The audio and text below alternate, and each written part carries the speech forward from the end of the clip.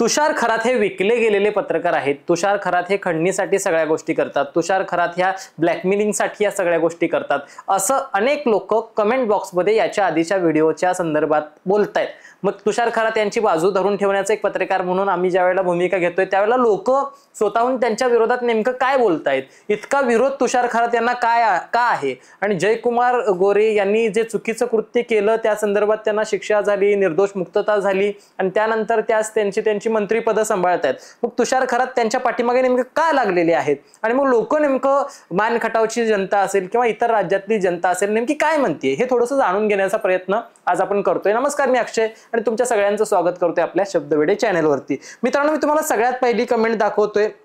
ह्याच्यामध्ये लोक काय म्हणतात बघा, इथं आहेत की अमित नावाचे एक आपले व्ह्यूअर आहेत, ते सांगतात की खरं पाहता तुषार खरात हे विकले गेलेले पत्रकार आहेत, ज्यामुळे ते जे झालं ते योग्यच झालं। मी स्वतः त्यांना गेले 1 वर्षापासून त्यांचे ऑब्झर्वेशन करत आहे। बाकी गोरे साहेबांचं म्हणाल तर खरं काय खोटं काय हे त्यांना काय माहित नाही।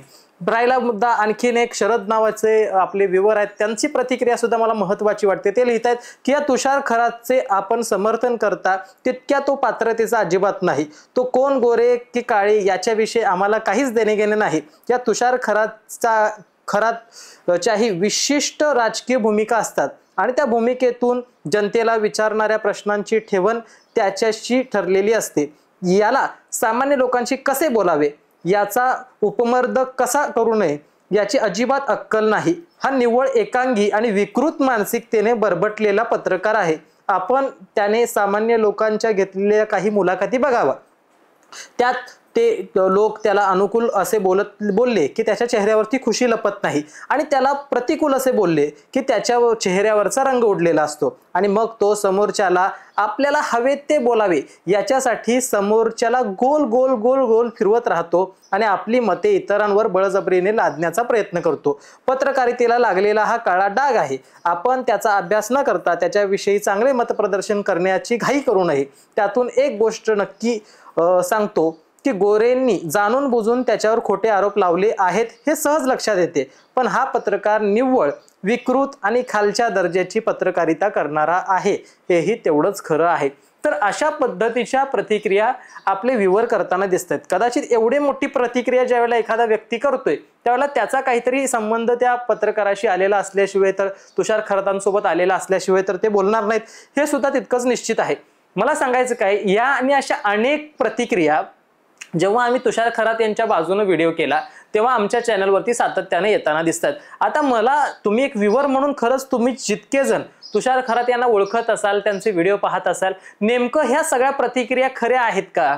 तुषार खरात यांच्याबद्दल नेमकी डिटेल माहिती काय आहे? तुम्हाला जी काही माहिती असेल कमेंटमध्ये टाकण्याचा एक प्रयत्न करा, त्याच्यातून त्यांचा डिटेल अभ्यास करून आपण लोकांपर्यंत पोहोचू। त्याच्या व्यतिरिक्त त्यांची व्यक्तिगत माहिती त्यांच्या चॅनलच्या माध्यमातून लय भारी YouTube चॅनल आहे त्याच्यावरती आम्ही घेण्याचा प्रयत्न करतोच आहे। त्यांचे अनेक व्हिडिओज पाहिल्यानंतर एकांगी पत्रकारिता कशी असते हे थोड्या अंशिका असेना पाहायला मिळते, परंतु बरेचदा असं म्हटलं जातं की एखादा पत्रकार एखादी बातमी धरून ठेवत असेल तर त्यात चुकलं तरी काय?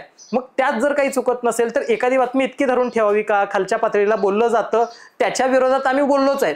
याच्या आधीचा पहिला व्हिडिओ जर तुम्ही बघितला असेल, इथं लिंक देतोय, त्याच्यामध्ये तुषार खरात यांची जी खालच्या पातळीची पत्रकारिता आहे, अश्लील शब्द बोलणं असू द्यात किंवा असंविधानिक शब्द बोलणं असू द्यात, याचा तीव्र निषेध आम्ही आमच्या परीने केलेलाच आहे। मात्र एक पत्रकार भूमिका मांडतोय आणि त्याच्यावरती जे अॅट्रॉसिटी सारखे खंडणीसारखे गुन्हे गाठलेले आहेत त्याच्या संदर्भात सुद्धा आम्ही बोललेलो आहे, जे चुकीचं आहे। म्हणजे अगदी टोकाचे गुन्हे दाखल करणं हे सुद्धा चुकीचं आहे। याच्यावरती सुद्धा जे चूक आहे त्याला चूक म्हणण्याचं धारिष्ट एक चॅनल म्हणून दाखवणं गरजेचं आहे आणि ते आम्ही सातत्यानं दाखवण्याचा प्रयत्न करतोय। मात्र तुषार खरात सातत्यानं जे चुकीच्या भूमिका घेत आहेत ते खरंच म्हणजे ज्या भूमिका म्हणजे ज्यांच्या संदर्भाने लोक म्हणतात की ते चुकीच्या भूमिका घेतात त्या खरंच चुकीच्या आहेत का? एखादी महिला फार असं पुढे येऊन बोलत नाही, मात्र तुषार खरातच सातत्यानं बोलतात असं सुद्धा अनेक जण कमेंटमध्ये लिहितात किंवा बोलताना दिसतात। मग अशा सगळ्या परिस्थितीमध्ये याच्या पाठीमागे कुठलं राजकीय वळण आहे का? त्यांना कुठलं राजकीय पाठबळ आहे का? त्यांना सपोर्ट करणारी कोणी माणसं आहेत का? की फक्त एक युट्यूबर म्हणून एवढी ताकद त्यांच्यात आहे की ते एखाद्या मंत्री लेवलच्या माणसाला सातत्यानं टार्गेट करत असतील आणि त्याच्या विरोधात बोलत असतील, जे की असंही नाही की त्यांना कल्पना नसेल की समोरच्या माणसाकडे पद आहे, त्याच्याकडे मंत्रीपद आहे, कॅबिनेट दर्जाचा मंत्री तो आहे। मग अशा माणसाविरोधात एखाद्या छोट्याशा चॅनलच्या पत्रकारानं इतकं ताकदीचं बोलणं, इतकं धाडसाचं बोलणं हे शक्य आहे का, की त्याच्यासाठी कुठलं राजकीय पाठबळ आहे? तुम्हाला जर काही माहिती असेल तर कमेंट करून कळवा. मानखटावच्या जनतेपैकी कोणी बघत असेल तर आवर्जून कमेंट करा. आम्हाला ही गोष्ट, ही डिटेल आणखीन लोकांपर्यंत पोहोचवण्यासाठी आवडेल. जी खरी माहिती आहे ती लोकांपर्यंत पोहोचवण्यासाठी जे प्रयत्न करता येतील आम्ही सुद्धा करू. जिथं समर्थन करायचं आहे तिथं समर्थनच करू, मात्र जे चुकीचं आहे त्याला चूक म्हणण्याची ताकद सुद्धा तुम्हाला या चॅनलवरती दिसेल. इतकंच. धन्यवाद.